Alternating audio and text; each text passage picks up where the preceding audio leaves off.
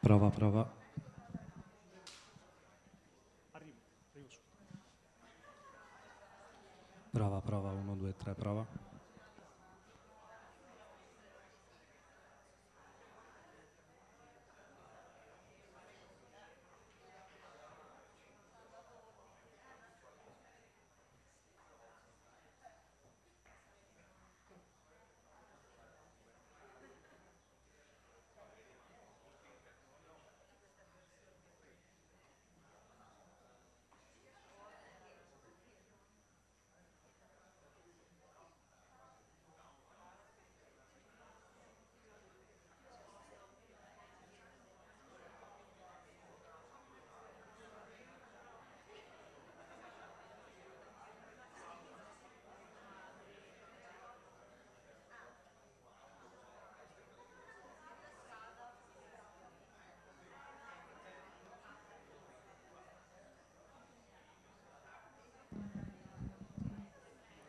Prova, prova, 1, 2, 3, prova, sa.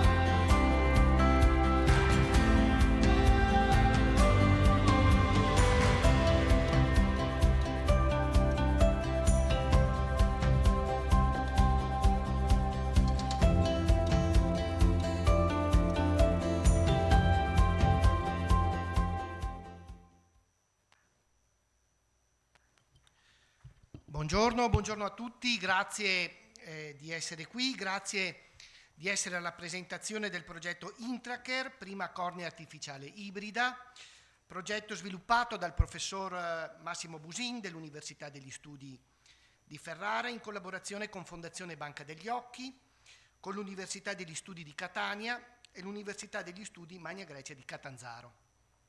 Abbiamo voluto aprire con un video per dare così una prima anticipazione di quello che i nostri relatori, che ringrazio di essere qui al tavolo, ci andranno a approfondire e all'Auditorium Rama. Ultimo appunto, ultima sottolineatura prima di dare la parola al dottor Ponzin.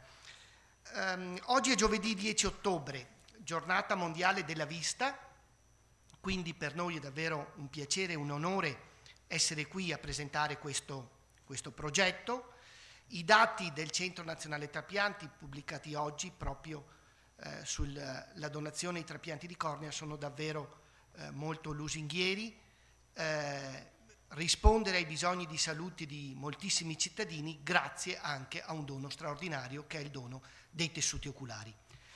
Grazie allora di essere qui, apriamo questa conferenza stampa e questo momento di presentazione e incontro per il progetto Intracare. Lascio la parola al dottor Ponzin, direttore sanitario di Fondazione Banca degli Occhi e se mi permetti Diego, anche fra poche ore, presidente di Fondazione Banca degli Occhi. Grazie, a te la parola Diego.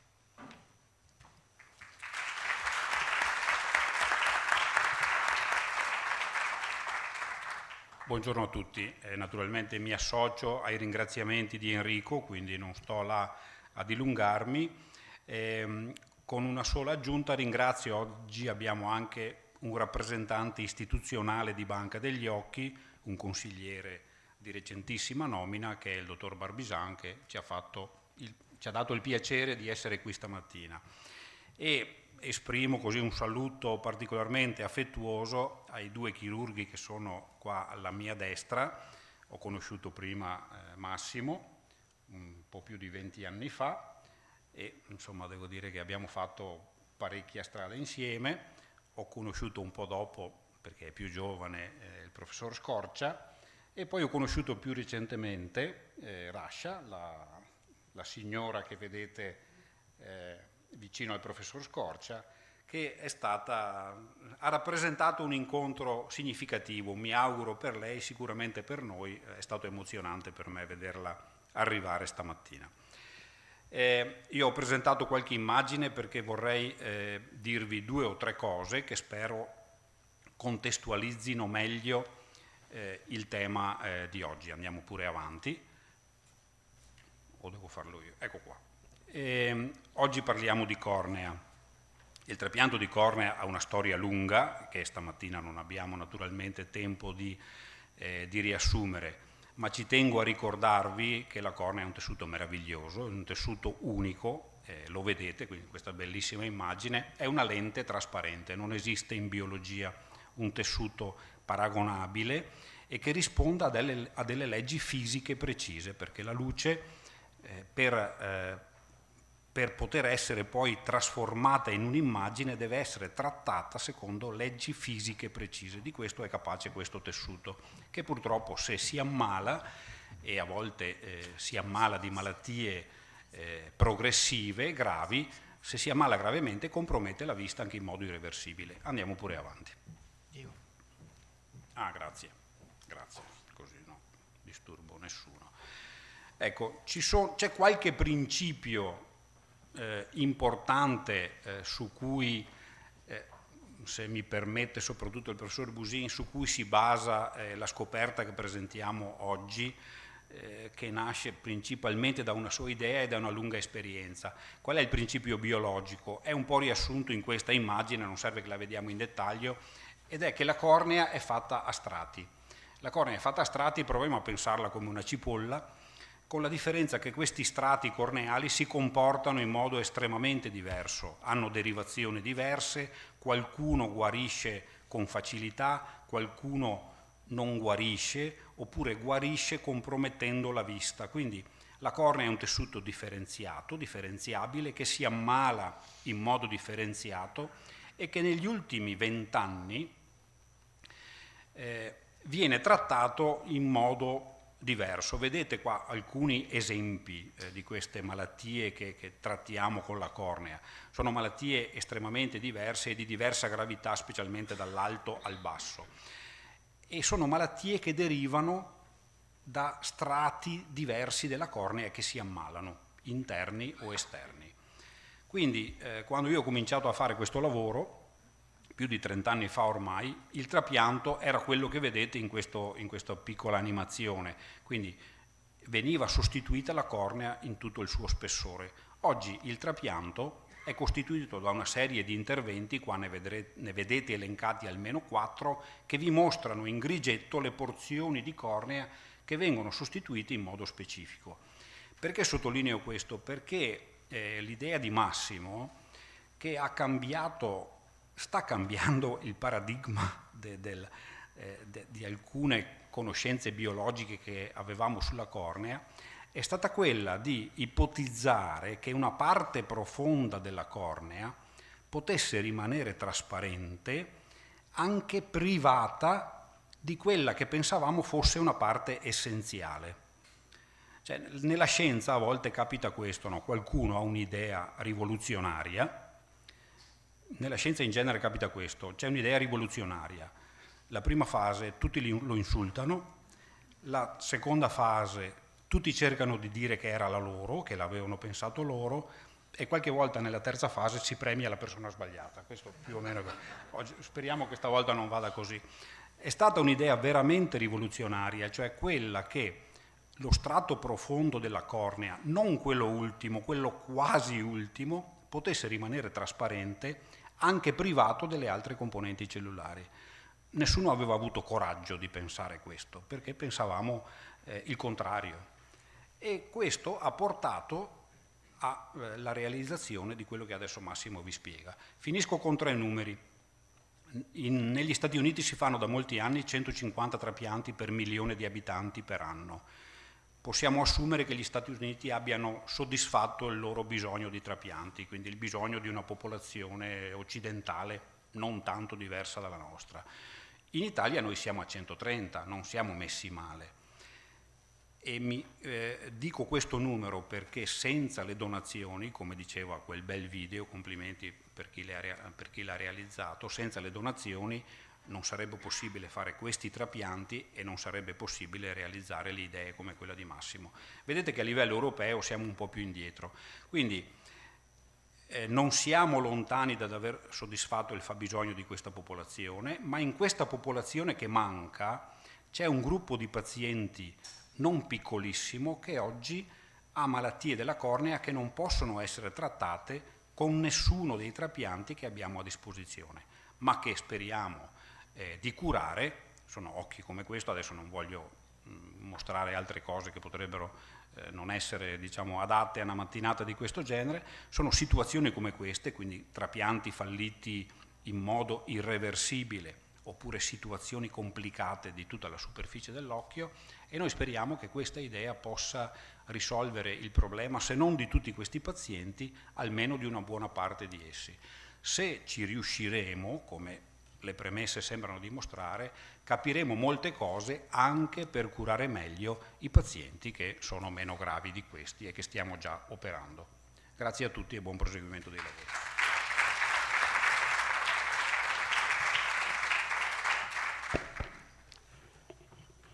Ok, allora caro Diego, io ti voglio ringraziare innanzitutto per tutti questi anni in cui abbiamo lavorato insieme e abbiamo fatto tante belle cose.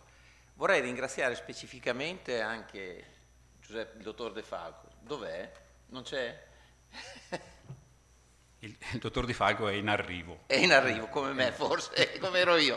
Niente, vabbè, dopo lo ringraziamo. Comunque il presidente, a cui subentra adesso poi Diego, è stato veramente, direi, illuminato, perché anziché subito mettere in dubbio, porre ostacoli e altre cose, ci ha spronato ad andare avanti in questa ricerca ed è stato veramente funzionale nel proseguio di quello che abbiamo iniziato ormai 4 anni fa.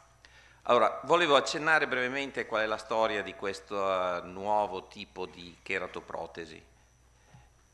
Allora, abbiamo sentito, questo è uno schema che ripete quello che dicevamo prima, ma per andare a fuoco, per poter creare un'immagine sulla retina, noi abbiamo bisogno che la luce passi attraverso la cornea, attraverso il cristallino, per poi finire sulla retina, come dicevo.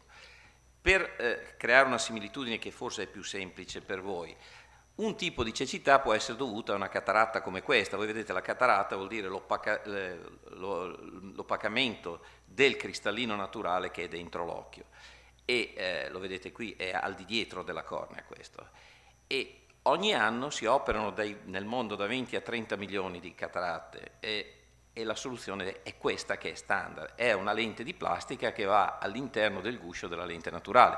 Quindi il fatto che la plastica ci possa aiutare a guarire la cecità non è una cosa nuova, perché viene tollerata benissimo ed è fatta in vari tipi poi di plastica, non uno solo, sono utilizzati da anni, da molto, ormai da 30-40 anni, con risultati che sono eccellenti, ormai questa è la routine. Anche di cornea ci si può ammalare e diventare ciechi, anzi, soprattutto nei paesi emergenti, per esempio da cui viene la nostra paziente, o anche dai paesi appunto del terzo mondo, dove non c'è quell'accesso al trapianto di cornea che c'è nell'Europa occidentale, negli Stati Uniti, ci sono tanti pazienti che sono ciechi perché hanno opacità corneali. E la soluzione, per un caso per esempio come questo, è sempre stata nel passato il trapianto di cornea, lo vedete a destra, che ristabilisce la trasparenza, l'iride e la pupilla, che qui è un po' deformata, non si vede a sinistra, a destra si vede molto bene. Per darvi un'idea, nel mondo si eseguono 185.000 circa trapianti di cornea all'anno, ma c'è un bisogno molto maggiore, circa 12 milioni e passa avrebbero bisogno del trapianto di cornea. E perché non lo si fa? Non lo si fa per diversi motivi. Uno, perché non ci sono le cornee, ma non è che non ci siano le cornee, non c'è l'organizzazione che consente di raccogliere le cornee e non c'è l'accesso a questa eventuale istituzione da parte di moltissimi pazienti che purtroppo si vengono a trovare in condizioni di non accessibilità perché magari vivono, come dicevo, in paesi del terzo mondo o non sono in grado di sottoporsi al trapianto. In più, a tutto ciò, nel caso del trapianto, a differenza della cataratta, c'è il problema che questi pazienti vanno seguiti negli anni perché possono sempre andare incontro al rigetto, cioè non è che possiamo andare a fare del bene non so, nel mezzo dell'Africa nera, operarne 20 e poi noi ripartiamo. Quelli, se non vengono mai più visitati, non possono essere seguiti, sono tutti destinati al fallimento. Quindi per questo tipo specifico di cecità, cioè la cecità corneale, si aggiunge il problema, nel caso del trapianto di cornea, che ci vuole anche nel tempo una possibilità di avere accesso ai pazienti quando ci sono complicanze. E a maggior ragione voi vedete che il fallimento di un trapianto precedente oggigiorno è la seconda causa e la seconda indicazione a un nuovo trapianto. Quindi non sono pochi quelli che hanno il fallimento. E ad ogni fallimento, nello stesso paziente, nello stesso occhio, la probabilità di un ulteriore fallimento accresce. Tant'è che, sinceramente, come chirurgo, e credo che Vincenzo concordi, noi se abbiamo già fatto 4 trapianti nello stesso paziente, nello stesso occhio, che sono stati rigettati, un quinto non lo facciamo perché non ha senso. Ci sono pazienti, tipo questo a sinistra, che mi ha implorato di operarlo dopo 4 trapianti falliti, e come vedete al centro, questo sta bene per un po', dopo un anno già la rimozione dei punti, era passato circa un anno, la cornea era tornata identica come era all'inizio. Questo è il motivo per cui noi non abbiamo soluzione per questi pazienti. In tutto il mondo, di quei 185.000 che si fanno, ce n'è almeno 7-8.000 che sono in queste condizioni, che non beneficiano di un trapianto di cornea. La soluzione fino ad oggi di questo, e diciamo lo stato dell'arte, è questa che vedete qui. È una cornea di plastica che è stata sviluppata a Boston dal dottor Dolman negli ultimi 40-50 anni, adesso è anche deceduto, ma lo prosegue la sua scuola. Però il problema, allora tanto per spiegarvi, voi vedete in azzurrino è la cornea, è una cornea donatrice che viene impiegata anche in questo intervento, ma praticamente la cornea donatrice viene inserita tra un piatto di plastica, oggigiorno è di titanio, che è quello, lo vedete in basso, perforato, e un altro strato di plastica che contiene la parte ottica che va a fare come che va a occludere, diciamo, il buco centrale e tiene stretta la cornea, il tessuto corneale, quindi tra il piatto posteriore e questa specie di fungo che, lo vedete bene là in sezione, viene impiantato successivamente. Il problema di questo, ve li faccio vedere, c'è la formazione di membrane intraoculari in maniera veramente molto frequente, si sviluppa glaucoma perché poi si crea fibrosi all'interno dell'occhio, quindi distacco di retina, endoftalmite, io qui le ho messe tutte, poi ci sono anche complicanze di superficie perché va in necrosi sotto quel piattone di plastica la cornea, e c'è un numero elevato di protesi che vengono rimosse. Non solo, scusate, ma siccome si crea spesso glaucoma, l'intervento è molto demolitivo, viene accompagnato dall'inserzione di una valvola per prevenire la comparsa di glaucoma e la rimozione di quasi tutta l'iride, quindi cioè, l'occhio viene veramente demolito per dare posto a questo tipo di cheratoprotesi. E qui vedete, ho messo i dati degli ultimi 5 anni del numero di impianti di cheratoprotesi di Boston, sono minimi, molto di meno di quelli che sarebbero necessari, perché sono molti di più, abbiamo detto 6-7 mila, qui vedete che ne facciamo 150, non ne facciamo, se ne fanno 150-200, e il motivo è quello che ho detto prima, che se qualcuna va bene, ma la maggior parte fallisce, e il risultato è che già a un anno dall'intervento, fino al 60% dei pazienti è cieco, legalmente, quindi vede meno di un decimo. Poi ne sono venuti di altri tipi, cercando di cambiare il tipo di materiale, il disegno, tante cose, ma rimane il concetto, il concetto di fondo che praticamente la cornea artificiale sostituisce la parete anteriore, cioè la cornea stessa, e questo pezzo di plastica senza confini con l'interno dell'occhio e l'esterno, praticamente questo passaggio dall'esterno all'interno limitato solo dalla plastica è quello che non le fa funzionare. Tornando un attimo indietro, noi sappiamo che in realtà all'interno della cornea si possono impiantare materiali senza problemi.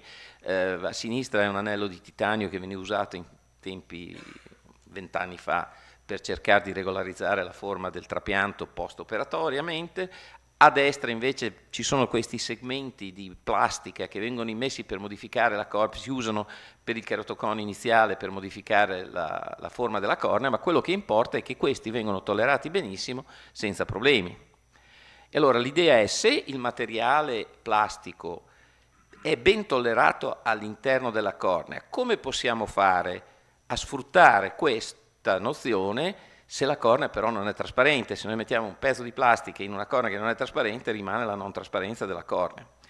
Qui nasce quello che diceva Diego. Questo, vedete, è un paziente a cui dovevo fare un trapianto di cornea e stranamente io in genere procedevo rimuovendo il vecchio lembo, così aprendo la vecchia ferita, e aprendo questo occhio voi vedete che in realtà io non lo sto aprendo, dovrebbe uscire del liquido da qui e non esce niente, perché rimane quello strato profondo subito, diciamo, prima delle cellule endoteliali, che sono quelle che mantengono la cornea trasparente, contro le quali si verifica il rigetto. È rimasto qualcosa, c'è un tessuto, ed è un tessuto sottilissimo di 40 micron, che vedete, io spingo addirittura, vedete che non buco, quindi c'è qualcosa, e che è perfettamente trasparente. Guardate la differenza, non si vede malissimo l'iride al di dietro della cornea scompensata, però quando ho rimosso quasi tutta la cornea, vedete come diventa trasparente. E questa è una cornea che non ha epitelio, questo strato, non ha endotelio, scusate, questo strato, perché è già andato in contrarrigetto e infatti il resto della cornea si era opacificato quando era nel suo posto. Allora, alla banca degli occhi vi facciamo vedere come riusciamo a isolare, questo lo farà vedere soprattutto Ruzza, praticamente iniettando del liquido dalla faccia interna della cornea, come siamo qui, vedete, si crea questa bolla. Poi, e questa è dal punto di vista istologico, vi fa vedere quanto è sottile questa sottile membrana che viene separata dal resto della cornea. Nella diapositiva di destra, al centro, abbiamo tolto tutto il tessuto in quella zona centrale piuttosto circolare, e noi vedete il numero 10 che in realtà è scritto su quel pezzo di carta al di sotto, appare chiarissimo. Quindi quello che noi abbiamo creato, che in realtà hanno creato la banca delle cornee, È questo che noi abbiamo chiamato in inglese biologic wrap, cioè una specie di involucro biologico che ci servirà a contenere la nostra protesi. E questo è il concetto nuovo. In realtà il pezzo di plastica, la protesi, è questa, la vedete, e è fatta di una componente ottica centrale e di 3 bracci, diciamo, che si vanno a innestare all'interno del tessuto. Ve lo farò vedere nella seconda presentazione come questo viene fatto. E diciamo, il vantaggio è che avendo un involucro biologico posteriormente e un altro anteriormente, noi l'abbiamo racchiusa in una scatola, diciamo, trasparente che ci consente di evitare tutti i problemi delle altre cheratoprotesi.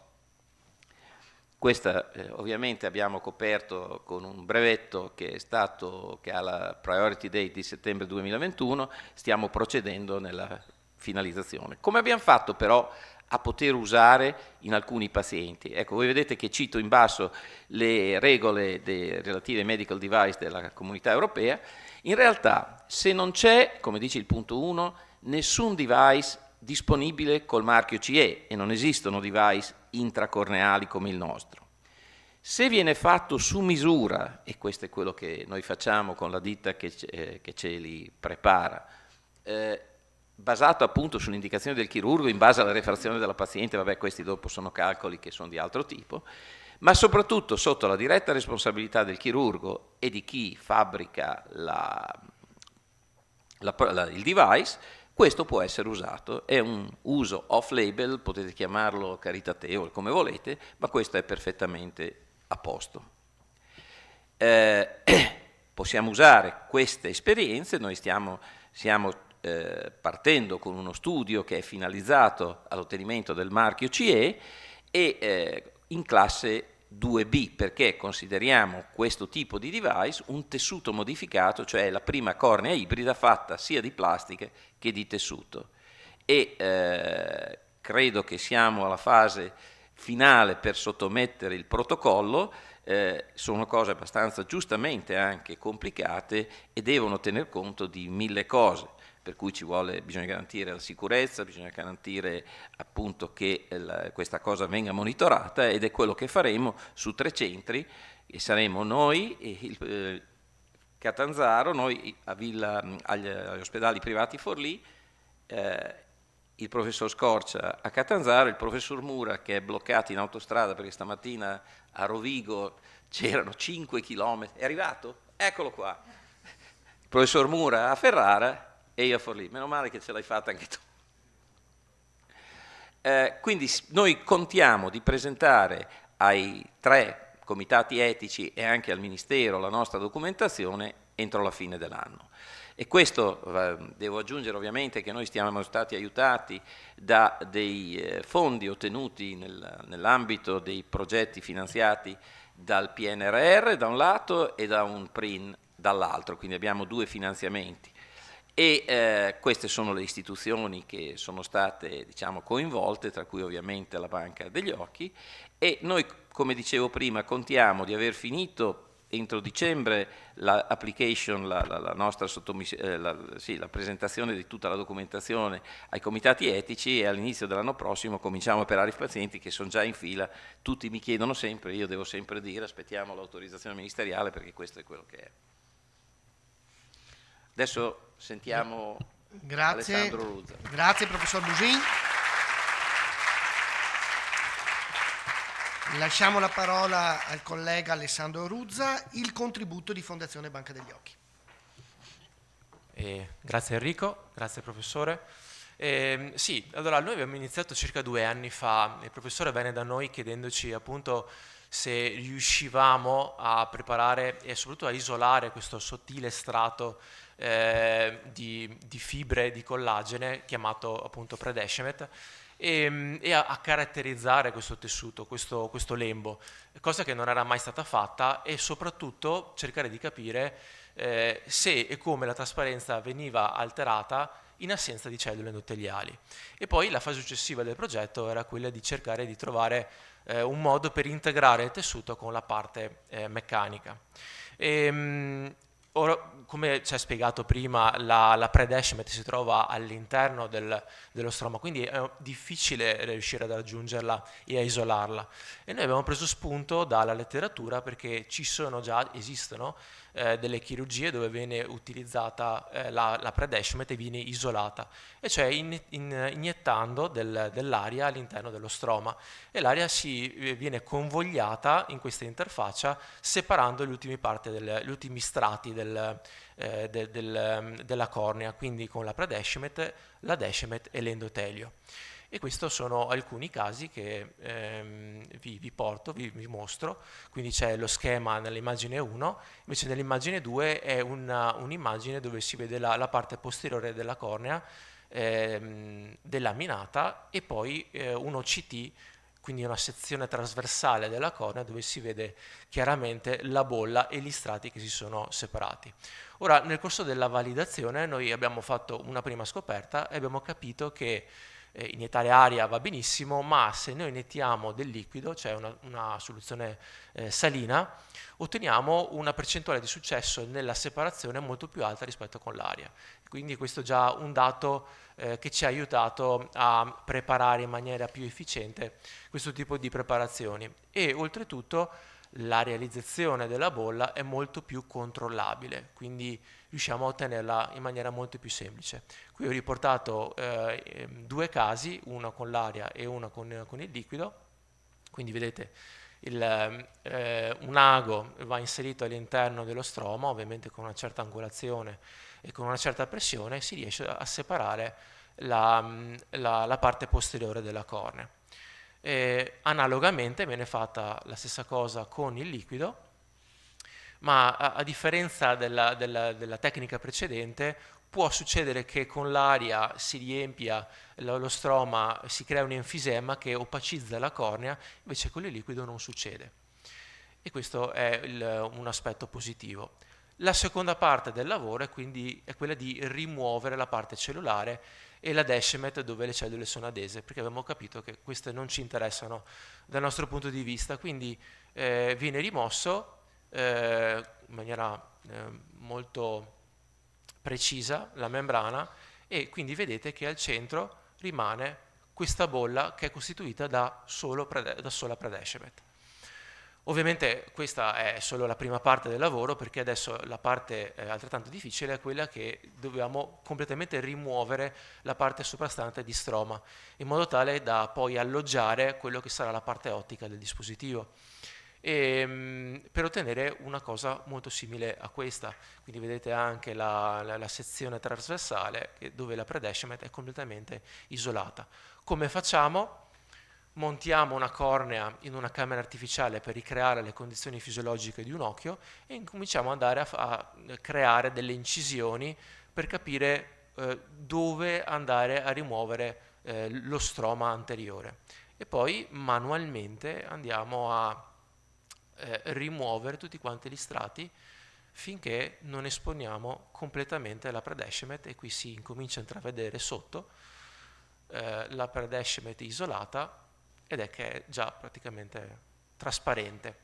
Il lavoro non è finito, perché qui verrà alloggiata la parte ottica del dispositivo, ma dobbiamo trovare anche lo spazio per alloggiare il resto del corpo del device, e quindi andiamo a dimezzare lo spessore della cornea utilizzando una spatola tagliente. Questa è la prima parte del lavoro, dove abbiamo capito che si può preparare il lembo con questa tecnica. La parte successiva però è stata quella di caratterizzare il tessuto, cioè dovevamo capire se la parte trasparente, la predecimate, rimanesse trasparente anche durante il corso della sua vita. Quindi abbiamo conservato le cornee in un liquido di conservazione per simulare quello che poteva succedere all'interno di un occhio umano, e abbiamo osservato che a distanza di 6 mesi, ma anche di un anno, questo tessuto non solo rimane sottile, quindi conserva il suo spessore, ma oltretutto continua a rimanere trasparente, e quindi questo ci ha fatto ben sperare per il proseguo del progetto. Quindi questo è quello che riguarda la nostra validazione, cioè quello che noi abbiamo fatto per creare la parte tissutale del dispositivo, e Al momento abbiamo un buon tasso di successo nella preparazione, ma insomma speriamo di poter anche migliorare questo aspetto. E adesso siamo curiosi di sentire cosa ha fatto il professore con questi tessuti. Grazie mille. La parola torna a lei, professori, per i risultati clinici. Sì, allora mi fa partire le diapositive. Vorrei sottolineare una cosa, che non essendo importante la presenza delle cellule, noi possiamo usare per questo scopo le cornee che normalmente scartiamo per i trapianti. Quindi ha un altro vantaggio questa preparazione. Ok, allora guardiamo cosa è successo dei 3 pazienti che ho operato. Allora, innanzitutto si tratta di 3 pazienti che sono monocoli, cioè l'altro occhio non vede. E questo è l'occhio migliore, quello che operiamo. In tutti e 3 i casi la vista era limitata alla percezione della luce. Quello di destra, il più brutto di tutti, è quello della signora qui, della nostra paziente. Questa è la tecnica chirurgica. Allora, sta partendo? Sì. Vedete, eccolo qua, eccoci qua. Facciamo una prima incisione parziale, e siamo circa sui 6 mm di diametro, vedrete perché, ne togliamo la parte anteriore. Poi si crea una specie di tasca tutto intorno a 360 gradi e questo è un filmato veloce perché purtroppo per stare nei tempi non avevo tempo, non volevo dilungarmi. Ecco, viene rimosso anche l'ultimo pezzo e prima di toglierlo del tutto, dopo lo toglieremo comunque, viene, dopo averla punzonata, applicata la prima parte, il primo diciamo, supporto preparato dalla banca degli occhi che come vedete è trasparente al centro. Questo è il nostro device, viene messo e i bracci vengono inseriti nella tasca periferica, la parte ottica al centro, questo è uno secondo supporto che vedete anche questo trasparente al centro, viene suturato e questo è il risultato finale. È un intervento che tecnicamente è semplice, cioè è di completa routine per chi fa trapianti di cornea perché non è niente di diverso, l'unica differenza appunto è che creiamo una specie di biscotto con al centro, con le 2 cialde, una interna e una esterna, e al centro il nostro corpo ottico.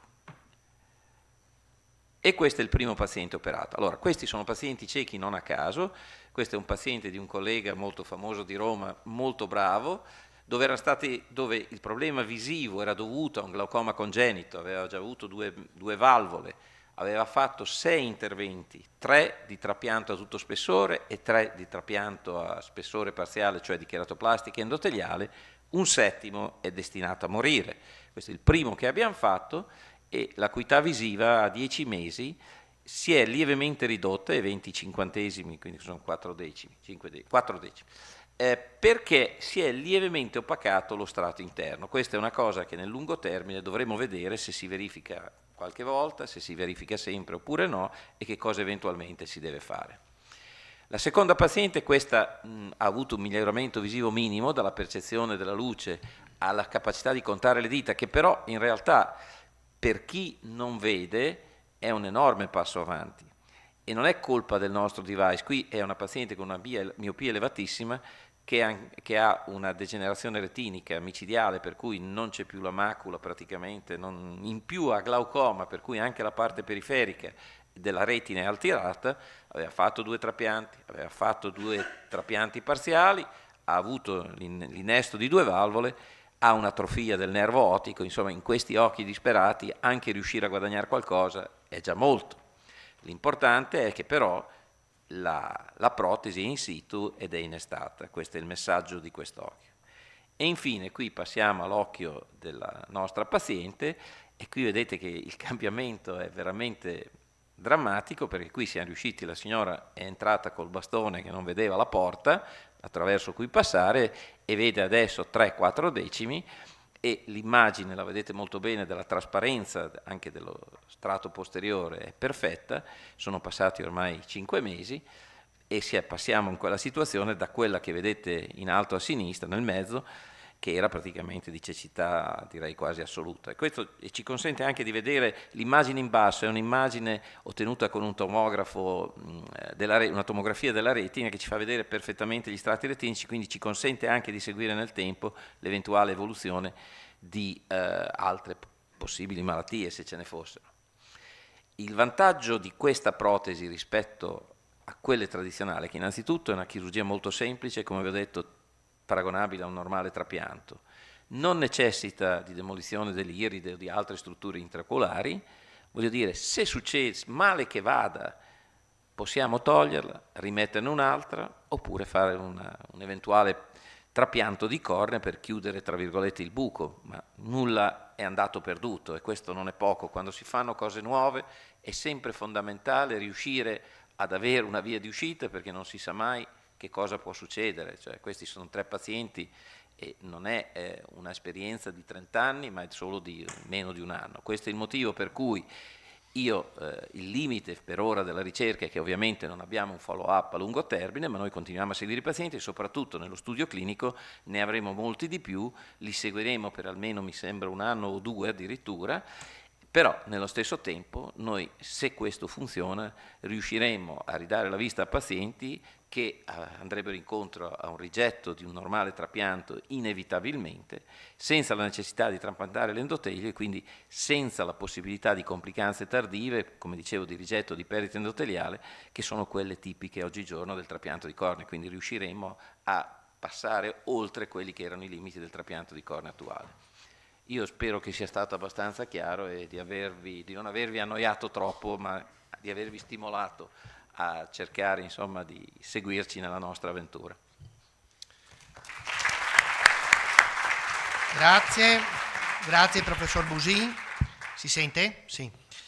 Abbiamo visto che sono 3 le università che collaborano in questo studio. Lascio la parola al professor Vincenzo Scorcia, Università degli Studi Magna Grecia di Catanzaro e presidente SITRAC. A lei la parola, professore. Sì, grazie, buongiorno a tutti. La SITRAC è la nostra Società Italiana dei Trapianti di Cornea, che ho l'onore di presiedere da qualche mese. Poche parole, soprattutto per ringraziare gli artefici di questo device, il professor Busin. Io ho avuto l'onore di conoscerlo qualche anno fa, ho completato la mia fellowship con lui, e tanti anni fa mi ricordo quello che mi spinse a completare questa fellowship era il suo modo diverso di pensare. Lui lo chiamava pensiero laterale, cioè il pensare differente, che è la stessa cosa che a distanza di 15 anni lo porta a immaginare un progetto del genere. Lo continuo a fare con lo stesso entusiasmo. Ho avuto la fortuna di incontrare poi la Banca degli Occhi, che da questo punto di vista crea un supporto unico, quindi si sono legate 2 realtà veramente eccezionali secondo me da questo punto di vista. Quello che possiamo fare noi è soltanto ampliare queste esperienze cliniche per cercare di realizzare questo progetto, che secondo me è veramente innovativo e può risolvere un aspetto per cui oggi noi non abbiamo ancora una soluzione, perché facciamo tanti trapianti, però in alcune circostanze, come ha introdotto prima il professor Busin, non abbiamo una soluzione. Quindi questo probabilmente può rappresentare veramente una svolta. Quindi grazie e speriamo di portare realmente un'esperienza positiva. Grazie professore. In collegamento invece diamo la parola al professor Avitabile, Università di Catania e presidente di SISO, Società Italiana Scienze Oftalmologiche, che dovrebbe essere in collegamento con noi. È la nostra società scientifica di riferimento oggigiorno, la SISO. Teresio Avitabile c'è o non c'è? Mi premeva anche forse presentare il professor Mura, che è il direttore di Ferrara. Marco, non c'è una sedia per te? Vieni qua. Vieni Marco.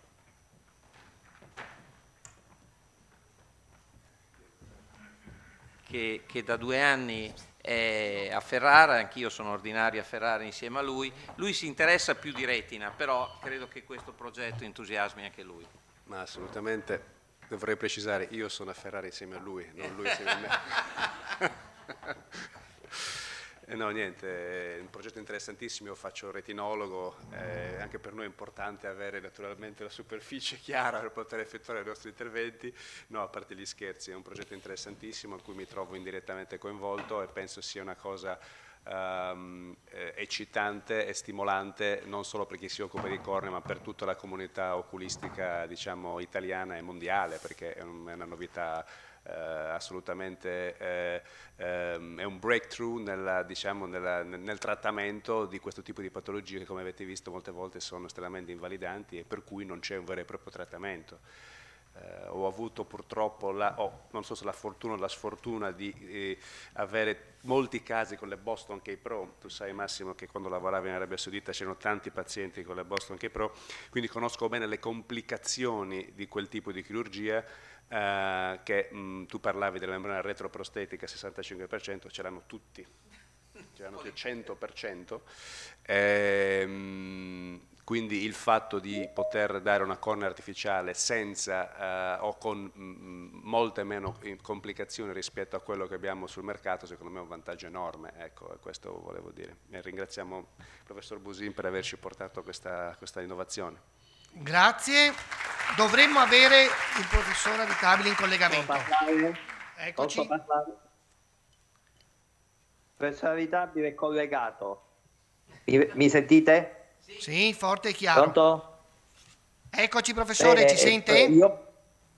Sì, purtroppo sono in condizioni, perché sono in viaggio da Roma a Firenze. Io volevo ringraziare il grande amico Massimo Busin, Diego Ponzin, Vincenzo Scoccia, tutti quelli che hanno partecipato a questo grande progetto che mi hanno dato di far parte, in cui io praticamente ci ho messo solo il nome e poi nient'altro, e quindi non posso essere che orgoglioso di quello che state facendo e vi ringrazio tutti. Vi saluto perché purtroppo sono in condizioni di connessione pessima, come vedete. Va bene, ti scusiamo. Grazie Massimo, Ciao. grazie. Sentito un po' quello che hai fatto di questa poveretta che è tornata a vedere, e ovviamente ti faccio assolutamente i complimenti. Sono stato oggi al Ministero della Salute perché oggi è la giornata mondiale della vista e quindi chi meglio di voi la sta celebrando a fatti e non a parole, perché parole ne abbiamo sentite tante oggi. Vi abbraccio tutti, grazie. Grazie Teresa. Grazie. Grazie. Rispondere ai bisogni di salute, la gioia di poter tornare a vedere. Lascerei la parola a Rasha per la sua testimonianza e per chiedere cosa ha provato quando è ritornata a vedere. Buongiorno. Sì. Sono molto contenta per io stare qua oggi. Volevo dirci grazie mille per professore, fatto l'intervento per me per tornare a vedere di nuovo. Una cosa molto terribile, tornato 10 anni col bastone, non vedo niente, e adesso tornato a vedere 3 di 10, quasi 4 di 10, però come io nata di nuovo, perché tutto nuovo, anche però una cosa fare a me molto felice quanto tutto venuta qua quanto venuta qua non chiedere, io tornata a vedere. Non credeva, io tornata a vedere, però dopo l'intervento tornata a vedere meglio. Quanto hanno tolto il sorotto degli occhi, visto tutto come io,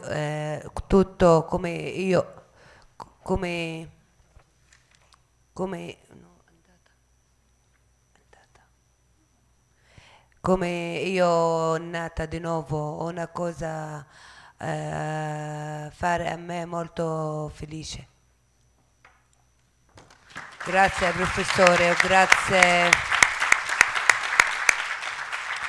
grazie per tutti gli amici, lei ha aiutato a me per tutte cose. Grazie mille. Grazie Rasha per questa testimonianza di rinascita.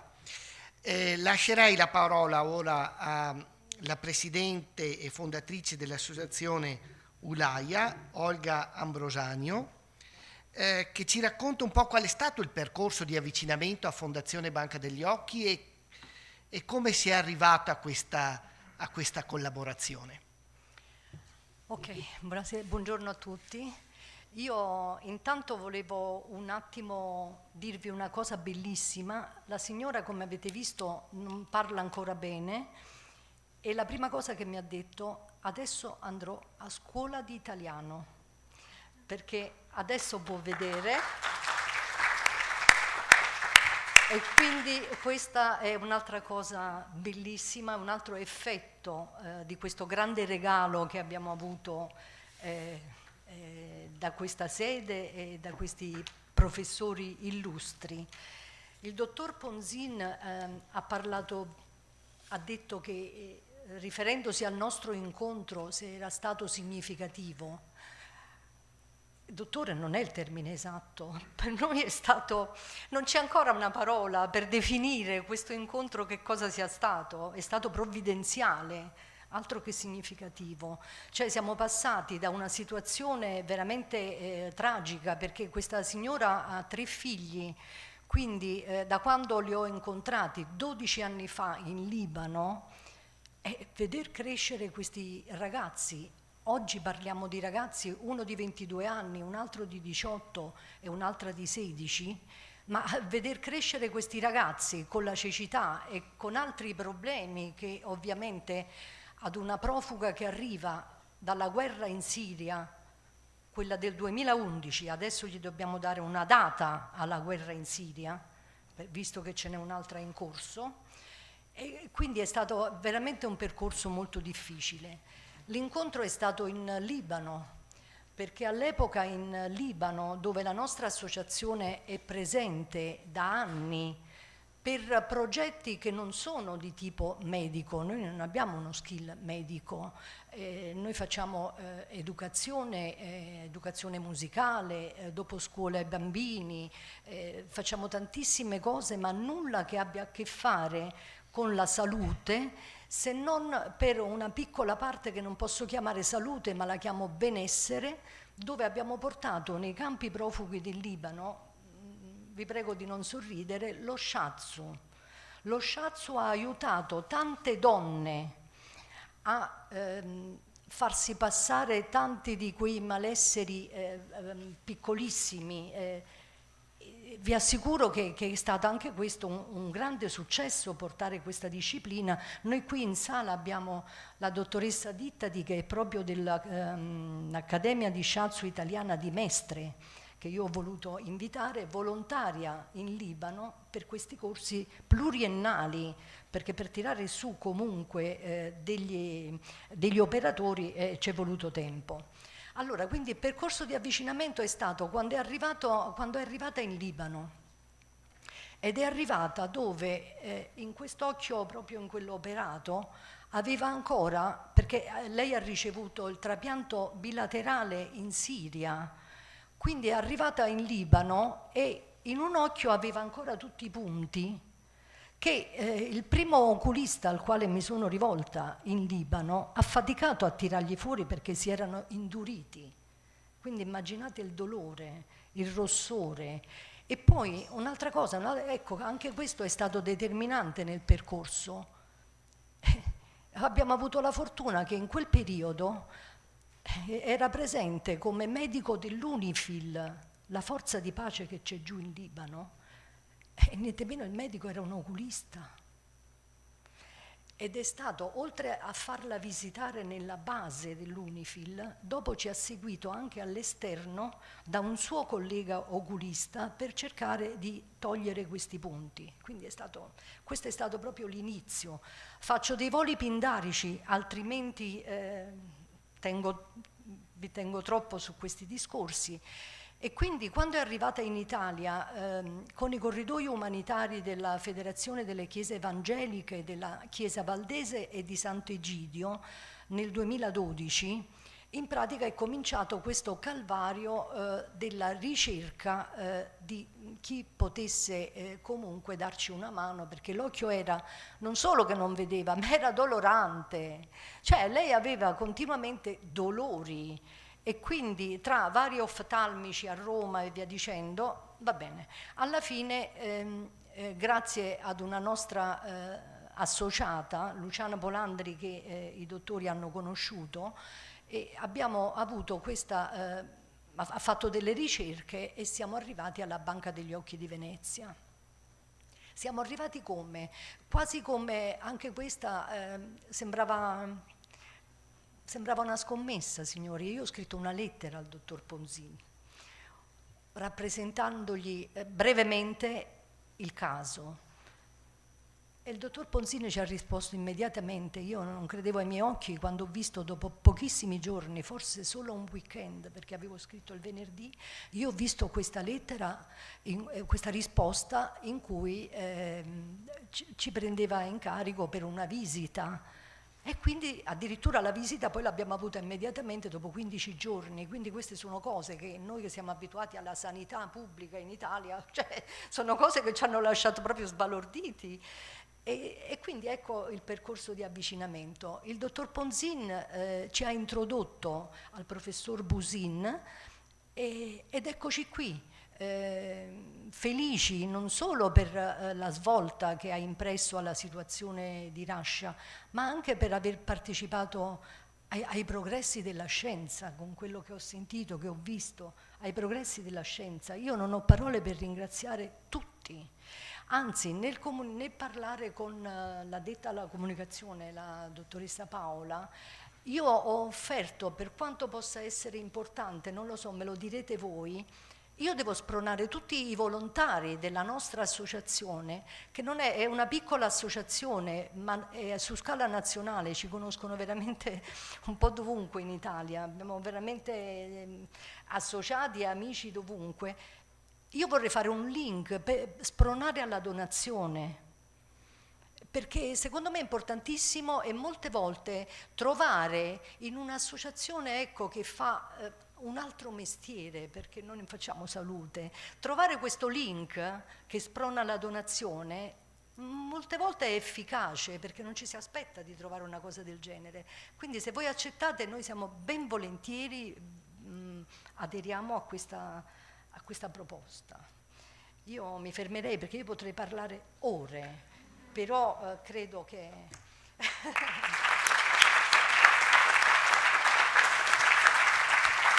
Grazie Presidente per questo racconto, grazie a Rascia per aver portato davvero la sua testimonianza, per noi è molto importante. Ringrazio i colleghi dell'Ufficio Comunicazione, i colleghi della ricerca per aver contribuito alla realizzazione di questo appuntamento. Insomma, i risultati sono sempre frutto di un grande gioco di squadra e lascio la parola al dottor Ponzini per la chiusura. Di nuovo, grazie ai colleghi e agli amici che sono qua seduti a questo tavolo e grazie a tutti voi che siete intervenuti oggi. Io direi che se ci sono domande, se c'è qualche chiarimento, ci prendiamo un po' di tempo insieme e rispondiamo qua fuori, siamo stati ben nei tempi. E saluto tutti e ricordo che oggi per noi è un giorno particolare, per Fondazione Banca degli Occhi, mi fa piacere estendere questo momento e così avere anche il vostro affetto, anche diciamo non solo simbolico, perché oggi Fondazione attraversa un momento di passaggio importante, nel senso che le istituzioni, che sono importanti, che governano Fondazione, stanno per fare un passaggio di testimone, quindi con oggi finisce il lavoro di un consiglio di amministrazione che ci ha diretti in questi anni e che è stato non solo testimone ma anche come dire, stimolatore di questo lavoro, guidato dal professor Giuseppe Di Falco, citato prima giustamente da Massimo Busin, e oggi si insedia un nuovo consiglio di amministrazione nominato dalla Regione del Veneto e che ho l'onore di presiedere. La direzione ci è chiara, perché noi andiamo dove ci dicono i chirurghi di andare e dove i pazienti ci chiedono di arrivare. Però tutti i momenti di passaggio sono momenti delicati e quindi stateci vicini e sentirete ancora parlare di noi. Grazie a tutti, buona giornata. Grazie a voi.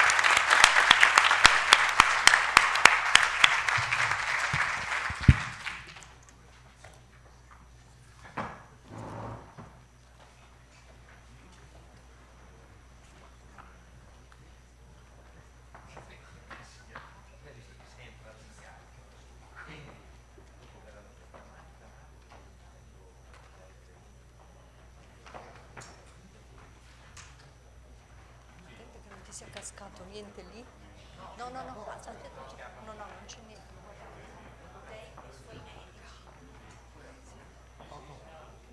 Vediamo.